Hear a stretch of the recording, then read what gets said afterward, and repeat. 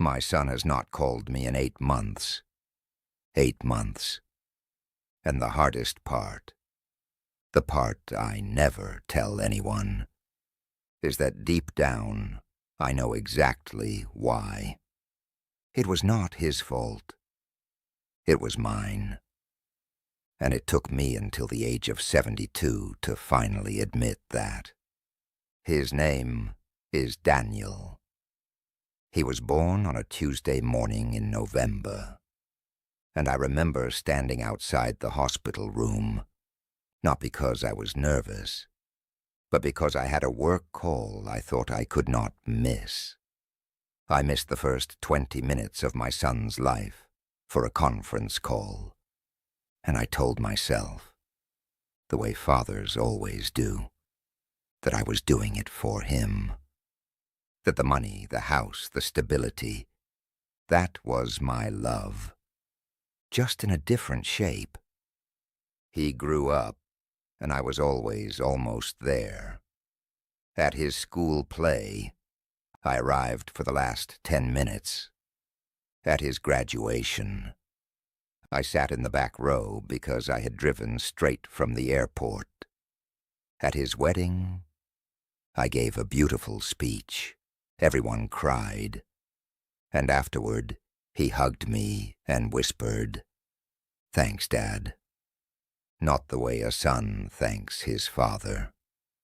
The way a guest thanks a speaker. That is when I should have known. But I did not. When I turned 70, my wife organized a small dinner, just family. Daniel came with his wife and my 2 grandchildren. We sat around the table, and I watched him laugh and talk and pass food, and I realized something that cracked something open inside me. I did not know what he was afraid of. I did not know his favorite thing about his job. I did not know if he was happy. I had watched this person grow from a baby into a man, and I did not truly know him at all, because I had never once sat with him and asked. After dinner he helped me wash the dishes, and I tried. I asked him something real, something I had never asked before. I said, "Daniel, are you happy?" He looked at me. And then he smiled a very careful smile and said, "I am fine, Dad." And then he dried his hands, kissed his mother, and left early. 3 months later, the calls stopped. But what I'm about to tell you next, I have never said out loud to anyone, not even to my wife. We tell fathers to provide, to protect, to be strong and silent. Nobody tells a father to be soft. Nobody teaches a man how to sit across from his child and simply say, "I see you, I am sorry, I was wrong. I thought being a good father meant working hard, so Daniel would never struggle. I thought love was something children understood automatically, that they could feel it in the roof above their heads and the food on the table. I was wrong. Children do not feel roofs. They feel eyes. They feel time. They feel the moment you put down your phone and look at them, like they are the most important thing in the room. The real tragedy is not absent fathers. It is present but distant fathers. Men who are physically there but emotionally somewhere else entirely. Men like me, who showed up to every important moment but never truly arrived. So let me tell you what I know now, at 72, that I wish someone had told me at 32. First, Your children are watching you more than they are listening to you. They are not learning from what you say. They are learning from how you make them feel when they are in the same room as you. If they feel like a distraction, they will eventually stop trying to reach you. Second, apologies have an expiry date. The longer you wait, the more they cost. A sorry at 40 means something.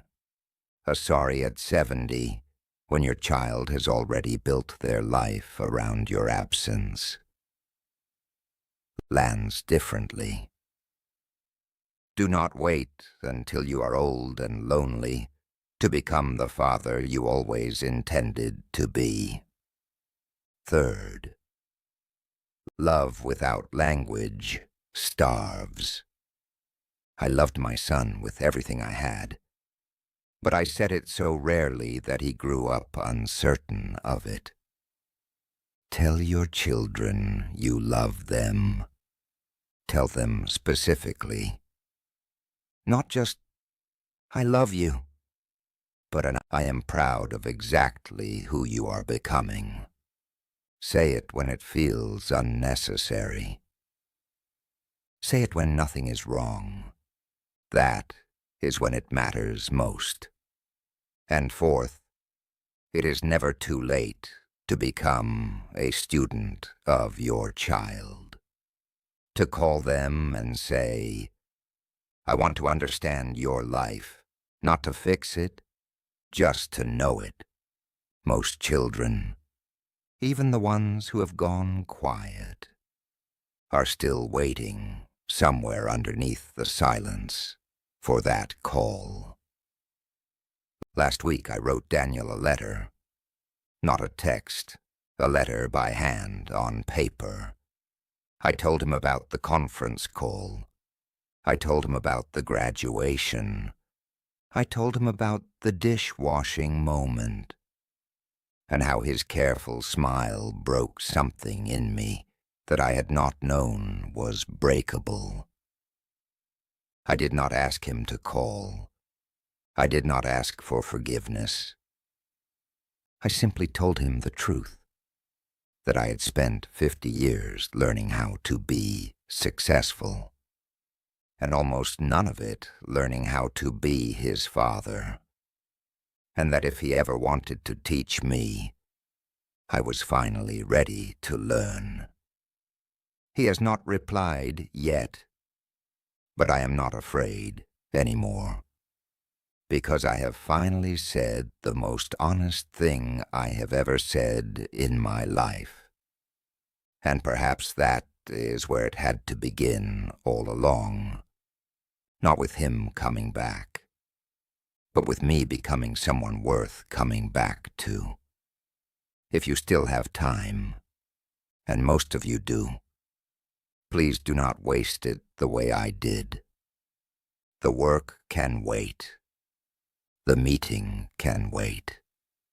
Your child is only young once, and you are only their father once. Go make that call.